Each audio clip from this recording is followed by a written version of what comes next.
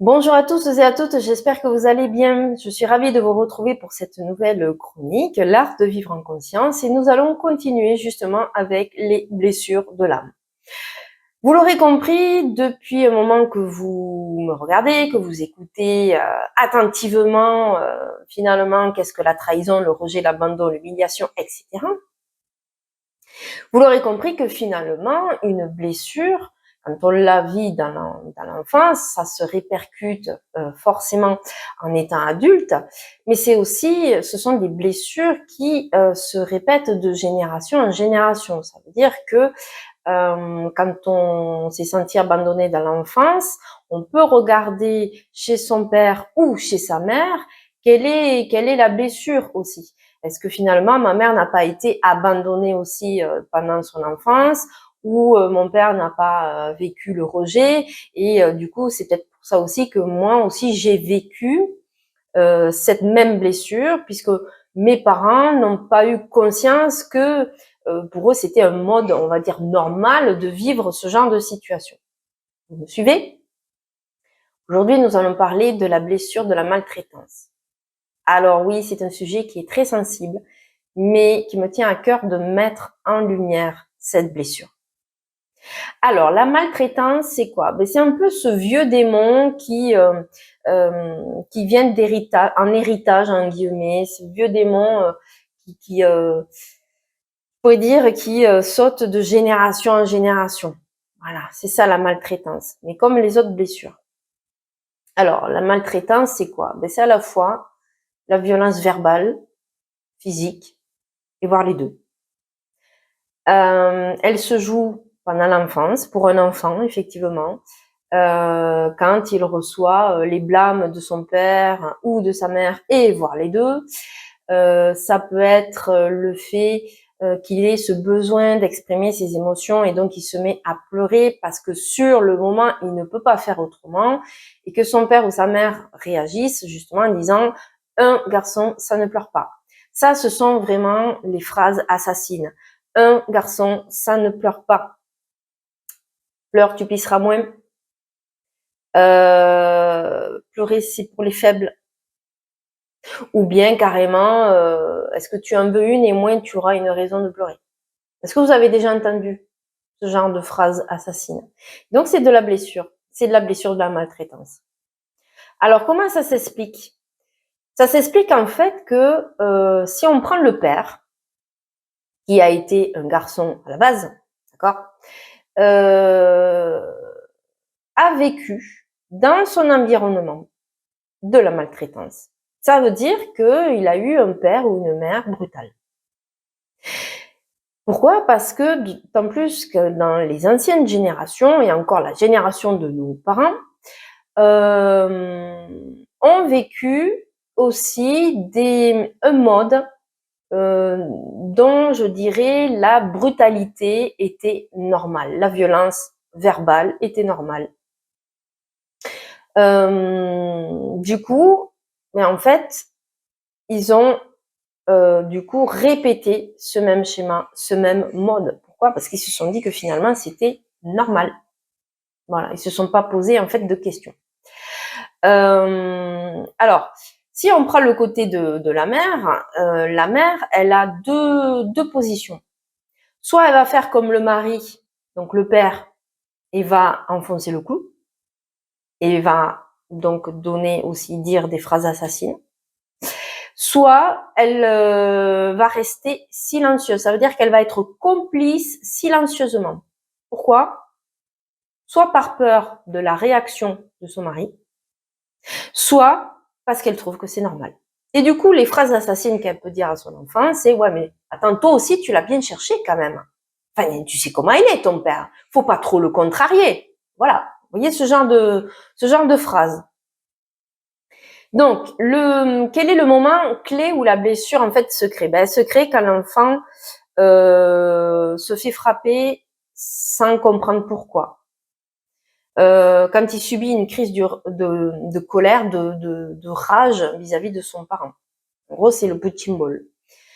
Quand il voit aussi son frère ou sa sœur se faire punir et qu'il se sent complètement impuissant.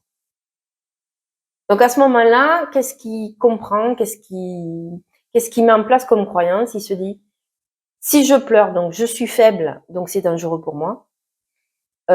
Si je ne veux plus être faible, donc du coup, je vais faire comme mon père ou ma mère, ça veut dire que je vais devenir fort et ça va passer par la violence, la brutalité, violence physique ou verbale, la brutalité, ok? Donc je vais devenir dur, ok? Donc forcément, une fois arrivé adulte, comment il va gérer sa blessure? Eh bien, c'est simple.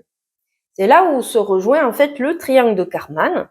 Soit il va devenir une victime et il va attirer à lui les bonnes personnes pour rejouer les mêmes scénarios de la brutalité. Donc ça veut dire qu'il va devenir une victime et il va attirer des personnes, des bourreaux, d'accord? Donc on le retrouve dans les couples, on le retrouve par rapport aux femmes battues par leur mari. Il y a des hommes aussi battus justement par leurs femmes. Donc on retrouve dans ce genre de situation. Pourquoi? Parce qu'en fait, elles n'ont pas conscience, elles se disent que de toute manière, c'est normal. Parce qu'elles ont vécu ça dans leur enfance. Elles peuvent devenir, donc ces personnes-là, ces adultes-là, peuvent devenir aussi bourreaux. Vous l'aurez compris. Mon père m'a frappé quand j'étais petit. Maintenant que j'ai un enfant, je vais lui apprendre ce que c'est que la vie. Ok? Alors, je dis pas que tous font ça. Je dis que simplement, à un moment donné, quand on vit pas dans la conscience, on répète les mêmes schémas. Parce qu'une fois que la conscience et la confiance en soi arrivent, la conscience arrive, c'est là où on peut modifier certaines choses. Soit ces adultes deviennent des sauveurs. Bah oui, parce que ces adultes, dans leur enfance, ont assisté à des scènes, ils se sont sentis tellement impuissants, ils se sont dit en grandissant, ben moi je sauverai les autres. Parce que mes parents n'ont pas pu me sauver. Je ne peux pas compter sur eux. Ok? Donc du coup, quelles sont les clés? Alors les clés, c'est prendre conscience du démon intérieur en soi. C'est d'admettre qu'on porte cette blessure. C'est d'admettre ces colères incontrôlables, que l'autre c'est le punching ball.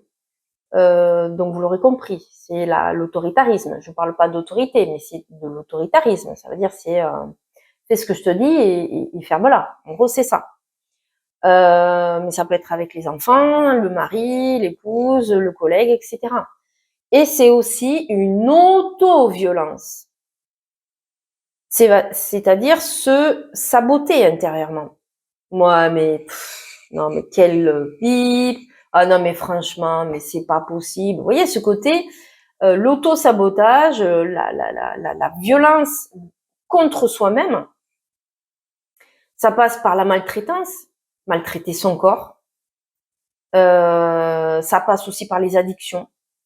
Ça passe par les drogues, l'alcool, etc. Donc ça demande d'observer ses réactions. Alors ça demande du courage, mais ça demande aussi de la force. Et la force, c'est pas dans la brutalité et la violence. La force, c'est d'admettre ça.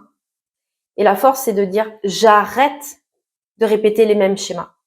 Maintenant que je conscientise que finalement j'ai toujours baigné là-dedans, là j'ai le choix. Alors je décide d'arrêter ces schémas répétitifs. J'arrête ce cycle. Donc vous l'aurez compris, ça demande de la force, du courage. Ça demande aussi de se pardonner, de demander aussi pardon à l'autre. Bref, de se foutre à poil. Et c'est ça la vulnérabilité. Donc d'accepter que la violence n'est pas une force, que on peut exprimer ses besoins sans crier, on peut exprimer ses émotions, et d'apprendre aussi à écouter les émotions de l'autre. Voilà. Donc, en gros, les clés, elles sont là. Mais ça passe aussi par un accompagnement thérapeutique. Parce que vous l'aurez compris que finalement, toutes ces blessures, elles sont interreliées au triangle de Karman. Donc, ça demande effectivement d'apprendre à s'aimer, ça demande aussi de s'observer, ça demande aussi de se pardonner, de demander pardon aussi à l'autre, même si l'autre ne veut pas. Mais j'ai envie de dire, le plus important, c'est de vous, enfin, à la base, c'est de vous pardonner à vous. Parce que vous l'aurez compris que l'autoviolence, vous vous faites du mal. Okay. Donc c'est comme ça qu'on peut transformer, on peut transformer cette blessure. Et ça demande aussi de la persévérance. Hein, vous aurez compris, il n'y a pas de baguette magique, ça demande de la pratique. Et puis ça demande aussi, à un moment donné, en sortant de ces vieux schémas répétitifs, eh ben d'arrêter certaines relations toxiques.